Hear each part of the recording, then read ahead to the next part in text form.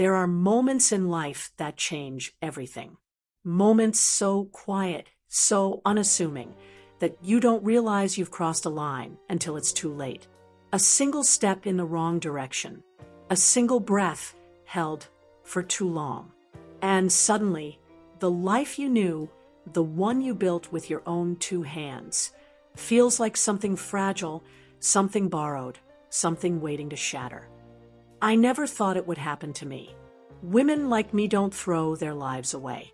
We do what's expected of us. We marry good men. We raise good children. We tend to our homes.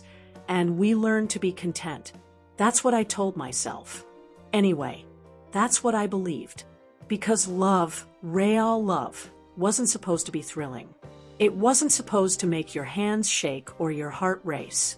It was supposed to be steady, predictable, safe. And for years, I convinced myself that was enough. But something happens when the years stretch on. When the man you share a bed with forgets to look at you, really look at you. When your name starts to sound like an afterthought. When your days become a collection of routines, and suddenly you can't remember the last time you felt like more than just someone's wife, someone's mother, someone who exists only to keep things running. Welcome to the Heartstrings and Scars, where we unravel the untold stories of love, betrayal, and the life-changing lessons they leave behind. If you're new here, make sure to hit that subscribe button and join our growing community. We promise you stories that will make you reflect, question, and maybe even see yourself in the characters we share. I don't know when it started exactly. Maybe it was the first time our conversations became nothing more than practical exchanges. Did you pick up the dry cleaning? What time is Ethan's game? Maybe it was the nights I lay awake, staring at the ceiling, listening to the sound of his even breathing beside me, wondering if he'd notice if I disappeared. Maybe it was the way he'd kiss me, quick, distracted, the way you kiss someone out of habit, not hunger.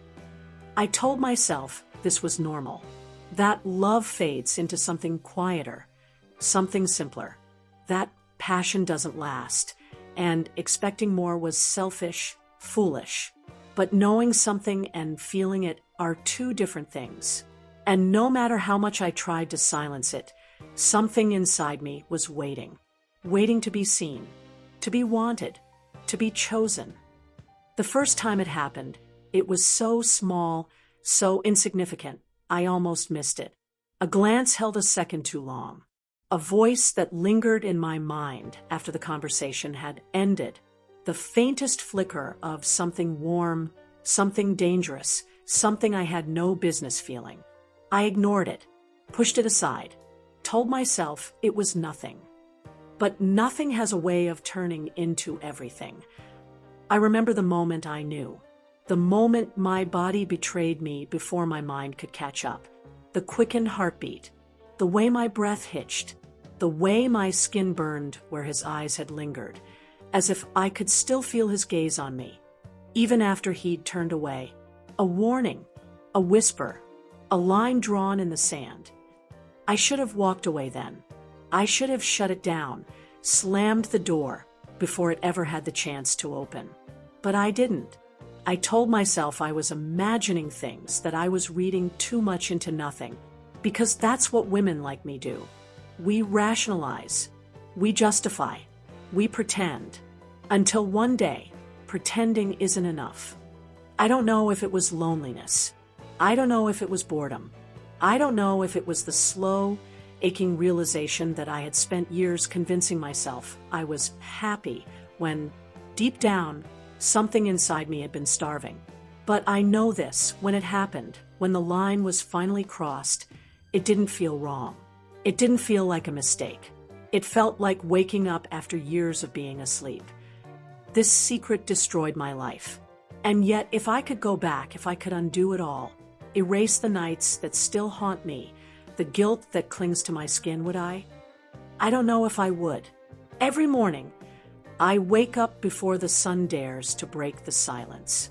The house is still, almost as if it's holding its breath, waiting for the day to begin.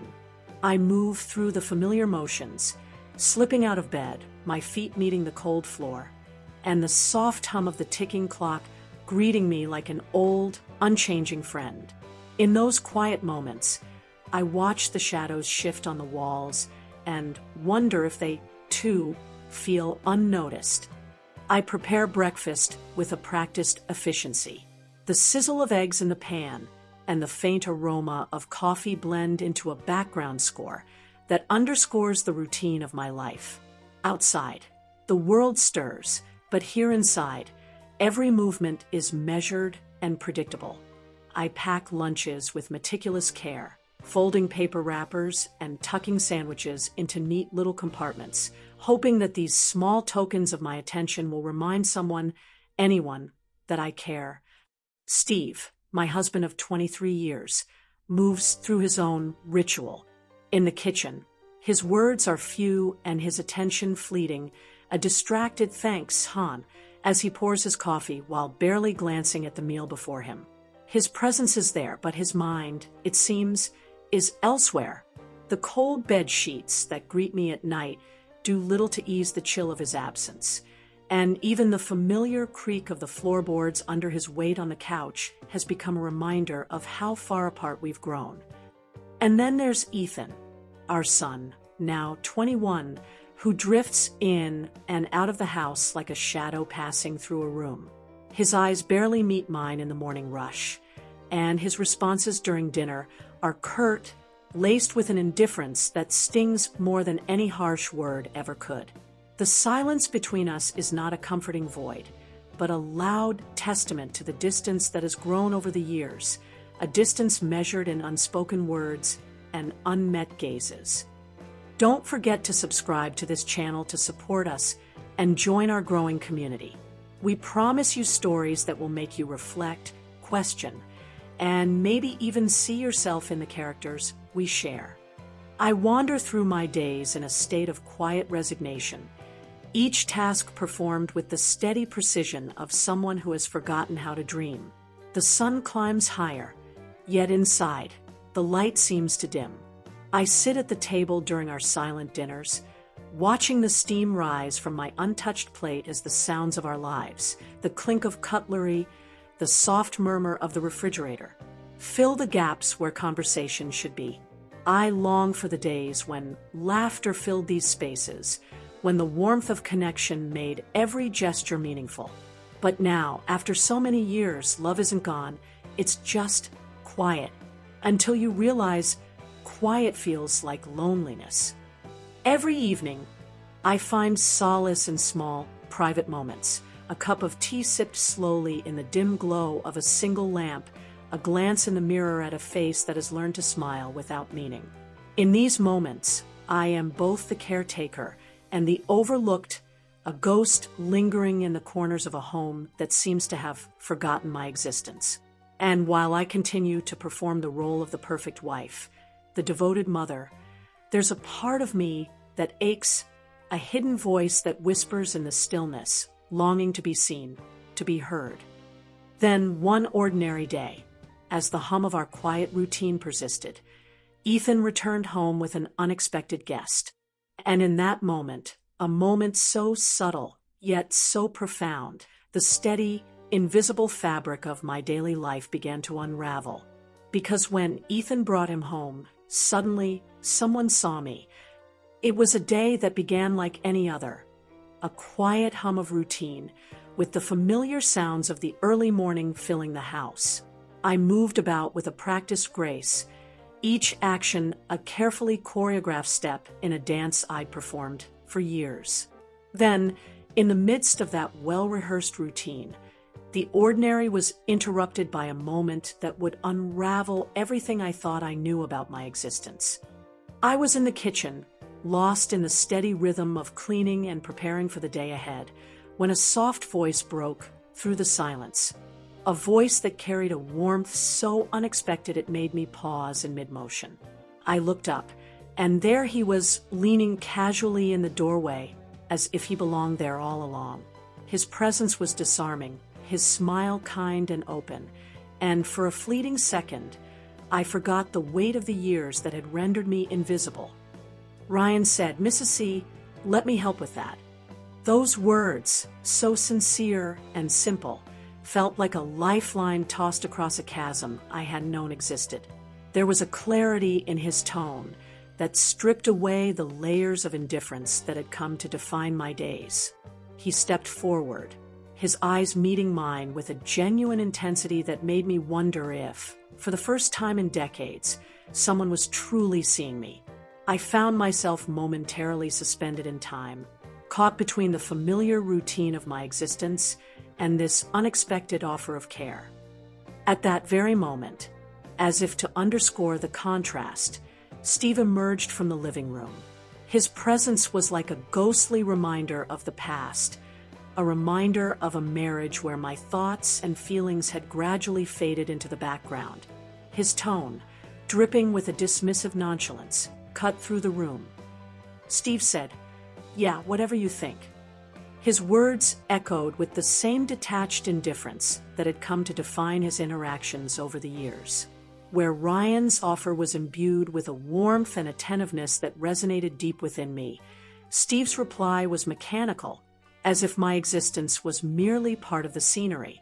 The difference was stark and jarring, a silent testament to a life where I had been rendered almost invisible by the weight of routine and neglect.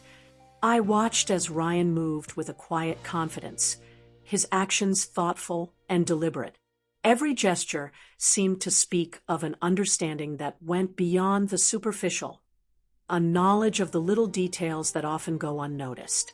As he approached the counter to help with the dishes, his hands moved gently, as though aware of the fragility of the moment. His presence stirred something within me, a mix of curiosity and a longing for recognition that I had long buried under layers of resignation. In the ensuing minutes, the kitchen became a stage for unspoken communication. The clatter of dishes, the soft hum of the refrigerator, and the quiet murmur of conversation blended into a backdrop for an interaction that felt both electrifying and strangely familiar. I found myself drawn to the subtlety of his actions, the careful way he offered a hand, the respectful nod when our eyes met, the quiet confidence in his every movement. It was as if he carried with him an unspoken promise that I was more than the silent caretaker I'd become. As the morning wore on, the initial spark of his attention transformed into something that resonated deep within me. Every time our eyes locked, I sensed that there was more than just a polite courtesy behind his smile. There was an invitation, a gentle urging to remember the woman I once was, the woman who craved connection, who yearned for the simple act of being noticed. The contrast between Ryan and Steve could not have been more pronounced.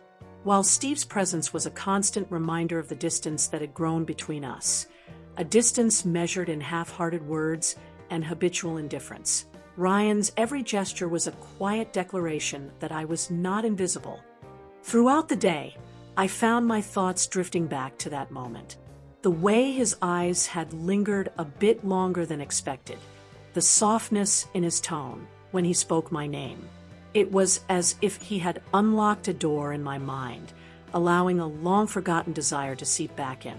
I began to notice the details, the way his hand hovered in the air before reaching out, the way his posture suggested both confidence and an underlying tenderness.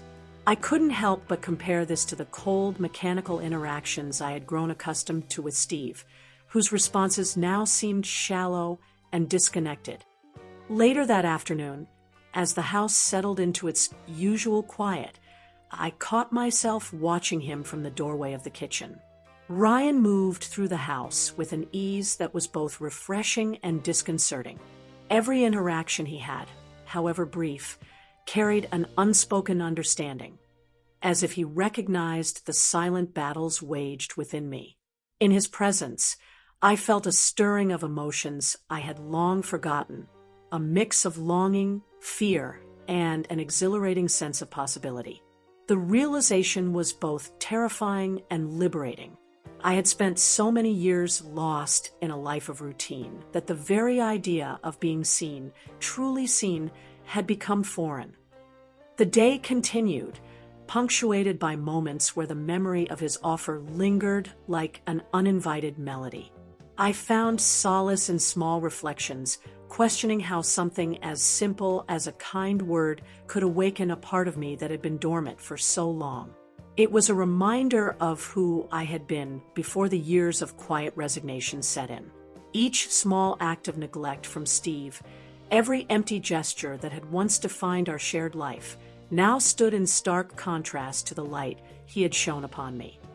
That evening, as the sun dipped below the horizon and the house was bathed in the soft glow of twilight, I couldn't shake the feeling that the day had been a turning point. In the silence that followed dinner, a silence that had once been comforting in its predictability, I felt the lingering warmth of Ryan's attention like a whisper in the dark. It was a spark, subtle yet undeniable, that promised something different from the cold routine I'd grown so accustomed to. In those quiet moments, I found myself caught in a web of conflicting emotions. The tenderness in Ryan's eyes had unlocked memories of a time when I believed in passion, when a simple gesture could fill the emptiness of a lonely heart. Yet with every beat of my heart, there was a nagging sense of trepidation, a warning that the allure of being seen again came with risks I wasn't sure I was ready to face. Still, as I lay in bed that night, listening to the soft rustle of the sheets and the distant ticking of the clock, the memory of Ryan's attentive smile played over and over in my mind. It was a reminder that perhaps I wasn't as invisible as I'd once believed. Maybe, just maybe, there was a part of me that still longed to be noticed, to be cherished, and in that quiet, almost sacred moment of reflection, the spark he had ignited began to grow, slowly and steadily, illuminating the dark corners of a life that had long forgotten the taste of being truly alive. As dusk faded into night, the house grew quiet in a way that was almost unsettling. I sat alone in the darkened room, the soft glow of a single lamp the only witness to the chaos of my thoughts. The day's events, Ryan's gentle kindness, the subtle way his eyes seemed to reach into the parts of me I had long locked away, played over in my mind like an old forbidden film. I felt an undeniable pull, a tremor of longing that blurred the lines between right and wrong. In that solitary hour, with the silence pressing in from all sides, I realized I was teetering on the edge of something that could change everything. There, in the quiet darkness, I reached for my phone with trembling fingers. I hesitated for a long moment, knowing that what I was about to do might expose the depths of my yearning, a yearning so profound it scared me. Yet, the need for answers, for validation of the stirring within me, was too strong to ignore. With a deep, shuddering breath, I opened the browser and typed in words I never imagined I'd search for: emotional affairs. The screen filled with a barrage of stories, advice columns, and confessions, each word resonating with a part of me that had felt neglected and unseen for far too long. I scrolled slowly, each sentence affirming the thoughts I had buried beneath years of routine and resignation. The text was raw, unfiltered, and brutally honest, a mirror reflecting the inner turmoil I had kept hidden. Every story felt like a shard of my own suppressed truth, fragments of desires that had been denied for decades. And then it hit me, the recognition that I was not alone in this struggle, that there were others who had dared to feel deeply, to step outside the boundaries of a life that had long felt predetermined. In that moment, the enormity of what I was doing, the breach of a trust one had made with myself, became all too real. It was as if I had opened a door to a secret room inside me, one I had locked away out of fear and duty. The thrill of being discovered by my own hidden self was both exhilarating and terrifying. The night that was once a sanctuary of quiet routine had transformed into a crucible of self-discovery and perilous possibility. In that charged moment, I realized that I was at a crossroads, a point where every decision would ripple outward, altering the course of my life irrevocably. The digital traces of my search might be gone, but the truth of what I had done, the awakening of a long-dormant part of my soul, would remain etched in the quiet spaces of my heart. And as I sat alone, the whisper of my own confession mingled with the night, a silent promise that nothing would ever be the same again. Have you ever laughed a little too hard at a compliment? Felt your pulse race when it shouldn't? Think back to that unexpected moment when someone's kind words caught you off guard, when a simple remark stirred something inside you that you'd long forgotten. Was it the thrill of being seen, or the shock of realizing you were still capable of feeling deeply? I invite you to reflect on those moments. Those times when an offhand comment became a spark, a fleeting reminder that even in our quietest hours, life has a way of surprising us. Share your thoughts, because in the silence between our words, your experience matters too. The rain fell in a steady, unrelenting rhythm that night, a constant percussion on the windows and rooftop, a sound that matched the tears streaming down my face. I sat alone in the quiet of my dimly lit room, the only light coming from a small lamp that cast fragile shadows on the walls.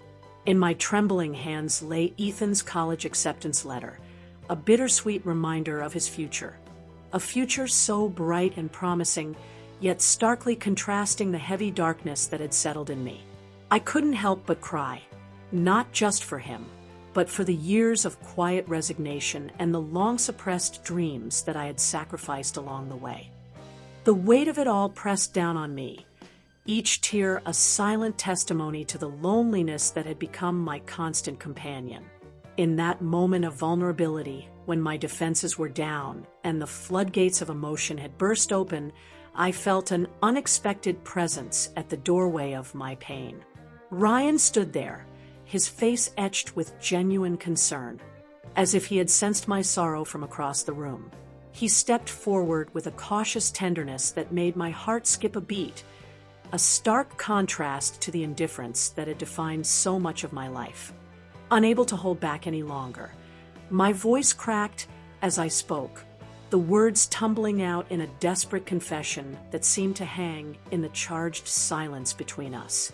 I said, "You're the only one who notices I'm drowning." Those words, raw and unfiltered, spilled into the quiet room, mingling with the soft patter of rain. For a long moment, time itself seemed to pause as we stood there, two souls caught in the crossfire of longing and despair. The air between us was thick with unspoken understanding, every heartbeat echoing the truth of that confession. In that charged silence, something shifted, a delicate boundary, once so firmly in place, began to blur. And then, as if pulled by an invisible force, our eyes locked. The vulnerability in mine met the compassion in his, and before either of us could speak again, the world narrowed down to the space between our lips. In one fluid, inevitable moment, our kiss arrived, a mingling of relief and desire that washed over me like a wave, momentarily drowning out the guilt and the sorrow that had long defined my existence. The kiss was both a surrender and a defiance, a silent rebellion against the constraints of a life that had left me feeling invisible. It was soft and hesitant at first, as if testing the waters of a forbidden possibility, then deepened, growing in intensity until it consumed us both. I could taste the salt of my tears mingled with the warmth of his breath, and in that moment, I allowed myself to believe that perhaps I was not lost after all. But as the kiss receded and the reality of our actions began to seep back in, a wave of guilt crashed over me with the force of a relentless tide. In the aftermath of that passionate interlude, I found myself caught in an internal storm. I scrubbed the dishes until my hands burned, each stroke a futile attempt to wash away the weight of my remorse. The stinging sensation of the water, the abrasive friction against my skin, it was as if I was trying to cleanse not just my hands, but the very essence of the betrayal I felt. Yet, no matter how hard I tried, guilt clung stubbornly to every fiber of my being. I couldn't shake the knowledge that what had started as a desperate search for meaning had led me down a path where every gesture was tainted by the enormity of my choices. The physical act of washing away the evidence was as futile as trying to erase the memories of the kiss, of the whispered promise in that silent room. Guilt doesn't rinse off, it becomes a part of you, etched deep like scars that serve as constant reminders of where you've been and who you once were. And just when I thought I had found a momentary reprieve in the routine of self-punishment, the fragile equilibrium of my life was shattered once again. In the quiet hours of that tumultuous night, when I believed I could perhaps find solace in the steady rhythm of regret, he returned, standing at the doorway, eyes full of an unyielding need that mirrored my own hidden desires. Ryan looked at me with a hunger that was as confounding as it was compelling. Then he came back and begged for another. In the heavy silence of a night that refused to let go, I found myself drawn to the one place where I thought I could escape the suffocating confines of our everyday life, the garage. It had always been a repository of memories, a place where time seemed to slow down, where every creak and clatter told its own story. Tonight, however, it was different. The garage door, weathered and reluctant, creaked open as if acknowledging the gravity of what was about to unfold. A single, flickering light bulb overhead cast uneven shadows across the concrete floor, its feeble glow dancing over dusty tools and scattered memories. The air was thick with the unmistakable scent of motor oil, a raw, industrial aroma that mingled with the night's damp chill. It was a scent that grounded me in the reality of the present, even as every nerve in my body buzzed with anticipation. In that space, far removed from the sterile routine of the home, the boundaries between right and wrong seemed to blur, replaced by a raw, urgent need to feel something real. Ryan was waiting there, leaning against a workbench cluttered with relics of a life half forgotten. His presence filled the space, his eyes reflecting the flickering light in a way that made every glance feel like a confession. The intimacy of that moment was palpable, a shared secret between two souls who had found each other in the most unexpected of places. He stepped forward slowly, closing the distance with a deliberate tenderness. With a soft, almost hesitant sincerity, he broke the silence, his voice low and steady. "I can't stop thinking about you."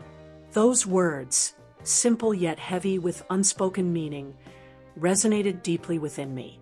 In that moment, everything else faded away. The sterile walls of the home, the constant hum of a life lived on autopilot, the endless routine of duties and expectations. All that remained was the raw, undeniable truth of a connection that defied all the quiet resignation of the years before. As he reached out, the subtle gleam of a wedding ring on his finger caught the meager light, a silent symbol of the complexities of desire and commitment, of the past and the present colliding in a single breathtaking instant. The ring glinted briefly as his hand brushed against mine, a spark of forbidden intimacy that sent shivers down my spine. The sound of tools clattering softly in the background served as an unexpected symphony to our clandestine encounter, a reminder that life, in all its mundane detail, was still going on outside the bubble of our shared moment. The garage, with its creaking door and scattered remnants of projects long abandoned, became our private world, a stage set for a passion that was both tender and defiant. The rough texture of the concrete floor underfoot, the lingering odor of motor oil, and the intermittent flicker of the overhead light all conspired to create an atmosphere of raw vulnerability and unspoken promise. Every detail, from the muted hum of the engine in the distance to the steady drip of condensation from the eaves, was magnified by the intensity of what we were about to share. In that charged space, our inhibitions fell away like layers of old paint. The world outside ceased to exist as our desires took center stage. His touch was both reassuring and electrifying, a gentle exploration that mapped the contours of a longing I had long thought dead. Our kiss, deep and consuming, spoke of a defiance against the constraints of a life that had rendered me invisible. Here, in the glow of a flickering light and the embrace of a cold, industrial night, I rediscovered a piece of myself that had been lost to routine and neglect. Every whispered word, every shared breath in the silence between us was a testament to a truth too profound to ignore. The garage was not just a place of refuge, but a crucible where our emotions were forged anew, a space where the past and present collided, leaving behind only the raw, undeniable spark of passion that had been reawakened. As the night deepened, so did the intensity of our encounter, each moment layered with the weight of our shared confession and the silent acknowledgement of what we both knew, that nothing would ever be the same again. In the quiet aftermath of that night in the garage, reality began to seep back in with a cold, unyielding clarity. The rush of passion had faded, leaving behind a hollow ache that echoed in every corner of my being. The silence that followed was thick with the weight of what I had done, a secret too heavy to bear, yet too potent to ignore. The cost of feeling truly seen was now etched into every fiber of my soul. And as the early morning light crept through the window, I found myself stepping into a role that felt both foreign and painfully necessary. For the first time, I lied to my son. Just working late, Ethan. My voice didn't even shake. Days turned into a blur of routine punctuated by stolen moments of guilt and fleeting passion. On the surface, life continued as if nothing had changed. Family BBQs erupted with boisterous laughter, the clatter of cutlery and the hum of cheerful conversations filling the air. But beneath that veneer of normalcy, a chasm had opened within me, a fracture that threatened to shatter the carefully constructed mask of the perfect wife and devoted mother. At every family gathering, I smiled and played my part, surrounded by the easy laughter of relatives and the familiar chatter that once brought comfort. Yet, in the quiet recesses of my mind, I could still hear the relentless buzz of Ryan's texts, a single message that always managed to send a jolt through me. One more time. Each notification was a ghostly reminder of that electric night, a promise of a forbidden escape from the suffocating monotony of my daily life. I'm a mother. I'm a wife. But when he touches me, I'm just alive. Those words became both a confession and a curse. They echoed in my mind during the mundane moments. The clink of ice in a glass at dinner, the soft hum of the television in the background, even in the laughter that filled the backyard on sunny afternoons. Every touch, every glance from him ignited a tempest within me, a reminder that I had once tasted something that made me feel real, something that defied the sterile routine I had resigned myself to. But with that fierce, undeniable aliveness came a deep, unyielding pain, a gnawing question that haunted me in the stillness of the night. What is the cost of this newfound fire? How much of myself am I willing to sacrifice in order to feel something genuine, to shatter the invisible chains of invisibility? In the solitude of my thoughts, the choice became agonizingly clear. The lure of that raw, desperate passion was seductive, yet it came at the risk of everything I had ever known.